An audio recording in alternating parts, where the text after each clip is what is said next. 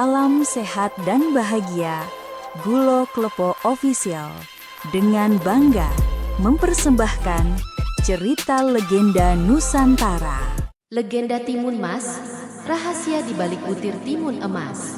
Pernahkah kalian mendengar tentang seorang gadis cantik yang lahir dari sebuah biji timun emas, lalu harus berjuang melawan raksasa yang mengincar nyawanya? Inilah kisah Timun Mas, sebuah legenda Jawa yang penuh keajaiban, keberanian, dan ketulusan cinta seorang ibu. Jangan lewatkan sampai akhir, karena setiap bab akan membawa kalian semakin tenggelam dalam dunia mistis nan menegangkan ini. Assalamualaikum warahmatullahi wabarakatuh. Salam sejahtera untuk kita semua. Semoga kalian selalu sehat, panjang umur, dan penuh keberkahan. Terima kasih sudah hadir di channel ini. Jangan lupa subscribe, like, dan share agar kisah-kisah rakyat Nusantara semakin lestari dan tidak hilang dimakan zaman.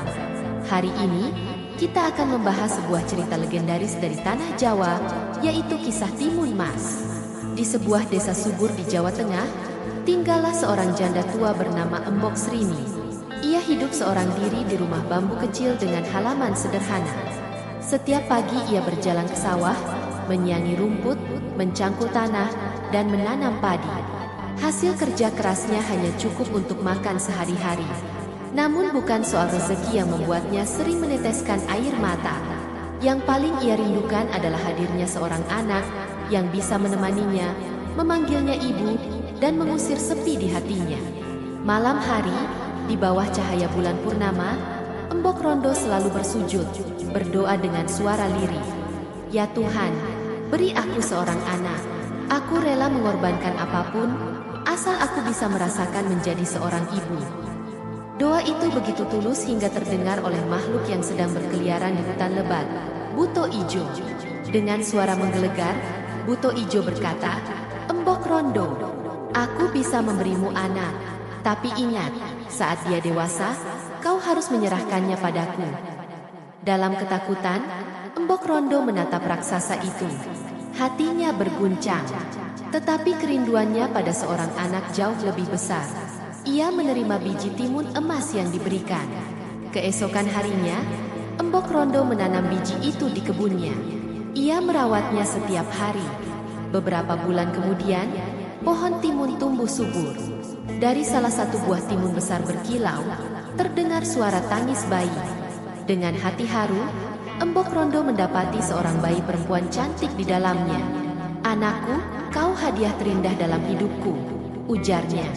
Bayi itu diberi nama Timun Mas. Seiring berlalunya waktu, Timun Mas tumbuh menjadi gadis kecil yang lincah.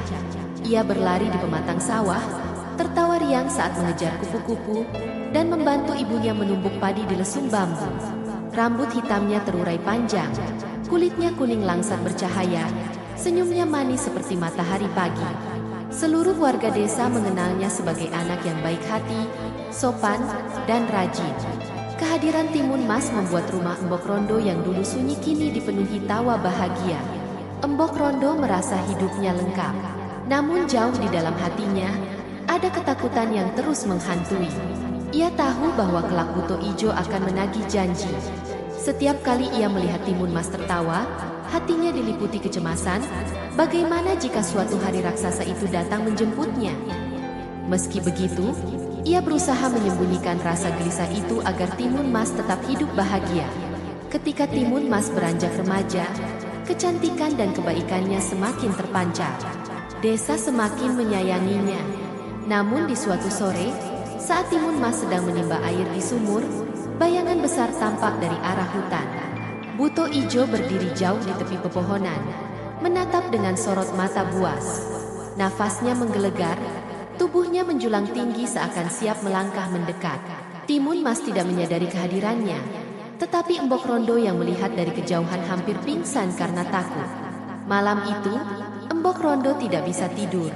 Ia berdoa sambil menangis, memohon pertolongan Tuhan agar anaknya dilindungi. Hingga akhirnya, dalam tidurnya, ia bermimpi bertemu seorang kakek berjubah putih. Dengan suara tenang, kakek itu berkata, "Jika kau ingin anakmu selamat, pergilah ke gunung. Di sana ada seorang petapa sakti yang akan menolongmu." Ia akan memberikan senjata rahasia untuk melawan raksasa itu. Keesokan paginya, dengan langkah tergesa, Embok Rondo memutuskan pergi menuju gunung, meninggalkan Timun Mas sendirian di rumah. Ia membawa bekal sederhana dalam tenong, menapaki jalan setapak penuh kabut di pagi hari.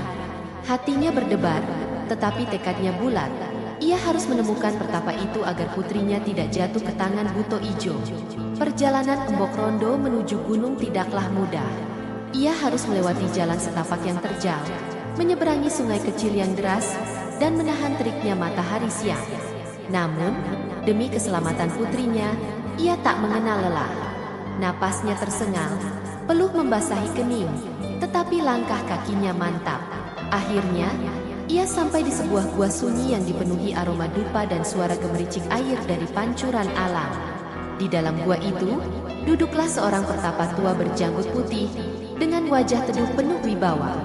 Ia duduk bersila di atas tikar pandan, matanya terpejam, tubuhnya dikelilingi cahaya redup dari lampu minyak. Saat Embok Rondo masuk sambil bersujud, pertapa itu membuka matanya.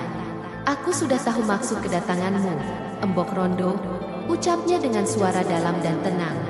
"Kau ingin menyelamatkan anakmu dari cengkraman Buto Ijo, bukan?" Air mata Embok Rondo menetes.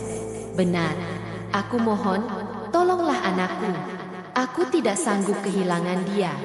Timun Mas adalah hidupku." Suaranya bergetar, tubuhnya gemetar menahan tangis. Pertapa itu mengangguk perlahan. Ia meraih sebuah wadah kecil yang berisi 4 bungkusan kain berwarna berbeda. "Bawalah ini," ujar sang pertapa. "Di dalamnya ada biji mentimun, jarum, garam, dan terasi. Jika Buto Ijo mengejar anakmu, suruhlah ia menaburkan bungkusan ini satu persatu ke tanah. Setiap benda akan berubah menjadi rintangan yang menghadang raksasa itu. Ingat, hanya keberanian dan keteguhan hati yang akan menyelamatkannya." Embok Rondo menerima benda-benda itu dengan kedua tangan gemetar, lalu bersujud dalam-dalam. "Terima kasih. Aku akan menjaganya baik-baik." Dengan langkah ringan meski tubuh letih, ia kembali turun gunung, membawa harapan baru untuk masa depan putrinya. Sesampainya di rumah, Embok Rondo segera memanggil Timun Mas. Dengan suara bergetar, ia menceritakan semua yang terjadi. Tentang Buto Ijo yang akan menagih janji, tentang perjalanan ke gunung, dan tentang benda-benda sakti yang harus dijaga. Timun Mas mendengarkan dengan mata membesar, jantungnya berdegup cepat. Ia memeluk ibunya erat-erat. "Ibu, jangan khawatir. Aku akan berlari sekuat tenaga. Aku tidak akan menyerah. Aku akan melawan." Hari-hari pun berlalu dengan suasana penuh kecemasan. Embok Rondo terus berdoa siang dan malam. Sementara Timun Mas semakin sering berlatih berlari di pematang sawah agar kakinya kuat bila suatu saat ia harus melarikan diri. Hingga pada suatu pagi, tanah desa bergetar. Suara raungan menggelegar dari hutan. Buto Ijo datang menagih janji. Pagi itu, desa tiba-tiba diguncang suara gemuruh. Pohon-pohon bergoyang, tanah bergetar seolah ada gempa. Dari arah hutan, muncul sosok mengerikan, Buto Ijo. Tubuhnya menjulang tinggi, kulit hijaunya berkilat terkena cahaya matahari, matanya merah menyala penuh amarah. Dengan suara menggelegar, ia berteriak, "Embok Rondo, saatnya kau penuhi janjimu. Serahkan Timun Mas padaku." Suara itu menggema, membuat burung-burung beterbangan panik dan warga desa bersembunyi di balik pintu rumah mereka. Embok Rondo berlari masuk ke rumah. Wajahnya pucat pasi. Dengan tangan gemetar, ia memberikan keempat bungkusan sakti kepada Timun Mas. "Anakku, sekarang waktunya. Pergilah, lari sejauh mungkin. Gunakan benda ini untuk melawan raksasa. Ibu tidak sanggup melihatmu direnggut darinya. Selamatkan dirimu, nak." Tangis pecah, mereka berpelukan erat, mungkin untuk terakhir kalinya. Timun Mas meneteskan air mata, lalu berlari keluar rumah, meninggalkan ibunya yang jatuh terduduk sambil berdoa. Buto Ijo melihat Timun Mas berlari. Ia meraung marah. "Hahaha, mau lari kemana kau, anak kecil? Kau tidak akan bisa lolos dariku." Dengan langkah raksasa, ia mengejar. Setiap kali kakinya menghentak tanah, bumi bergetar. Pohon-pohon tumbang, tanah retak, hewan-hewan berlarian panik. Timun Mas berlari sekuat tenaga. Nafasnya terengah, jantungnya berdegup kencang. Ketika jarak buto ijo semakin dekat, Timun Mas ingat bungkusan pertama. Ia merogoh saku kain, mengeluarkan biji mentimun, lalu menaburkannya ke tanah. Ajaib, dalam sekejap, tumbuhlah hutan mentimun raksasa, dengan sulur-sulur besar dan duri tajam. Buah-buah mentimun bergelantungan, batang-batangnya menjuntai, menghadang langkah raksasa. Buto ijo meraung kesakitan saat tubuhnya tergores duri. Namun dengan kekuatan luar biasa, ia merobek hutan timun itu, menghancurkan batang-batangnya satu persatu. Dengan amarah yang semakin membara, ia kembali mengejar Timun Mas. Gadis itu ketakutan, kakinya hampir lemas, tetapi ia terus berlari. Saat raksasa hampir meraih bahunya, Timun Mas cepat membuka bungkusan kedua. Isinya adalah jarum. Ia menaburkannya ke tanah. Seketika, jarum-jarum itu menjelma menjadi hutan bambu runcing yang menjulang tinggi. Bambu-bambu itu menusuk tubuh raksasa, membuat Buto Ijo meraung kesakitan. Namun sekali lagi, kekuatan Buto Ijo tidak bisa diremehkan. Ia mencabut batang bambu yang menusuk tubuhnya, melemparkannya hingga patah berkeping-keping. Dengan tubuh penuh luka, ia tetap mengejar. Amarahnya semakin menjadi-jadi. Timun Mas, kau tidak akan lolos dariku, teriaknya dengan suara menggelegar, membuat pepohonan bergetar dan burung-burung jatuh dari dahan. Timun Mas terengah-engah, kakinya mulai lelah, peluh membasahi wajahnya. Namun ia tahu, perjalanan ini belum selesai. Ia masih memiliki 2 bungkusan lagi, harapan terakhir untuk menghentikan sang raksasa. Langkah Timun Mas semakin berat, nafasnya tersengal, kakinya terasa terbakar oleh panas tanah dan duri-duri yang menusuk sepanjang perjalanan. Namun suara gemuruh di belakangnya tidak berhenti. Buto Ijo yang tubuhnya sudah penuh luka tetap mengejar dengan amarah yang membara. Kau tidak bisa lolos, anak kecil.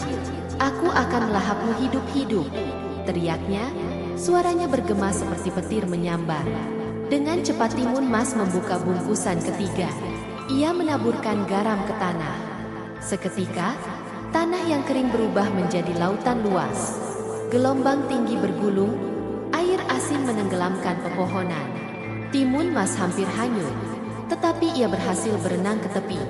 Buto Ijo yang terjebak di tengah lautan meraung marah. Tubuhnya berusaha mengapung namun terlalu besar. Buto Ijo mengibaskan tangannya, memecah ombak dengan kekuatan luar biasa. Ia berjalan di atas dasar laut. Setiap langkahnya membuat air memercik hebat. Lautan garam itu akhirnya surut oleh amarahnya. Timun Mas menatap ngeri, tubuhnya gemetar, tapi ia tahu masih ada satu harapan terakhir, terasi sakti. Ketika jarak mereka semakin dekat, Timun Mas dengan tangan bergetar membuka bungkusan terakhir. Ia melemparkan segenggam terasi ke tanah. Seketika, tanah bergetar dahsyat. Dari dalam bumi muncul lumpur panas yang mendidih, menggelegak, menyembur ke udara. Suara dentuman terdengar mengerikan. Lumpur itu meluas, menjadi rawa berbahaya yang siap menelan apa saja. Buto Ijo yang berlari kencang tidak sempat berhenti. Kakinya terperosok ke dalam lumpur panas itu. Ia meraung kesakitan, tubuhnya perlahan tenggelam. Tolong, Timun Mas, selamatkan aku. Suaranya kini berubah panik. Namun Timun Mas hanya berdiri memandang dengan air mata bercampur keteguhan. Ia tahu, jika raksasa itu selamat, hidupnya tidak akan pernah tenang. Tubuh besar Buto Ijo semakin dalam tertelan lumpur. Tangannya mencoba meraih apa saja. Namun yang ada hanya tanah panas yang semakin menelannya. Dengan teriakan terakhir yang mengguncang udara, tubuhnya akhirnya hilang, ditelan bumi. Suasana mendadak hening. Hanya suara letupan lumpur yang tersisa. Timun Mas terduduk di tanah, tubuhnya lemas. Nafasnya terengah, wajahnya penuh-penuh bercampur air mata. Tapi di balik rasa lelah dan takut, hatinya dipenuhi rasa syukur. Ia berhasil selamat. Semua benda sakti telah menolongnya melawan takdir buruk yang hampir merenggut nyawanya. Setelah pertarungan panjang yang melelahkan, Timun Mas akhirnya berhasil selamat. Raksasa yang selama ini membayangi hidupnya telah hilang di telan bumi. Ia memandang sekeliling, hutan yang porak-poranda, rawa lumpur yang masih menggelegak, dan langit yang mulai kembali cerah. Nafasnya masih tersengang, namun hatinya terasa lega. Ia tahu, hidupnya kini benar-benar miliknya sendiri. Dengan langkah tertatih, Timun Mas berjalan pulang ke desa. Kakinya kotor, rambutnya kusut, wajahnya lelah. Namun di dalam dadanya, ada semangat yang berkobar. Ia ingin kembali ke pelukan ibunya, satu-satunya orang yang selalu mencintainya tanpa syarat. Jalan pulang terasa panjang, tapi semangat rindu membuatnya kuat. Sesampainya di depan rumah, ia melihat Embok Rondo duduk di teras dengan wajah penuh cemas. Sejak pagi, wanita tua itu tak henti-hentinya berdoa, berharap putri kecilnya kembali dengan selamat. Saat melihat sosok Timun Mas muncul di kejauhan, ia segera berdiri, matanya berkaca-kaca. "Anakku, kau selamat?" teriaknya terbata-bata. Timun Mas langsung berlari memeluk ibunya. Mereka berdua menangis dalam pelukan panjang yang hangat. Semua ketakutan, penderitaan, dan doa yang terucap akhirnya terjawab pada hari itu. Mereka tahu, hidup yang damai akhirnya benar-benar menjadi milik mereka. Sejak hari itu, Timun Mas hidup bahagia bersama Embok Rondo. Mereka kembali bekerja di sawah, menanam padi, dan menjalani hari dengan penuh syukur. Tak ada lagi rasa takut, tak ada lagi ancaman. Hanya cinta seorang ibu dan anak yang menyinari hidup mereka. Kisah ini menjadi legenda yang diturunkan dari generasi ke generasi di Jawa Tengah. Cerita tentang seorang anak yang lahir dari timun emas, seorang ibu yang penuh kasih dan keberanian untuk melawan takdir.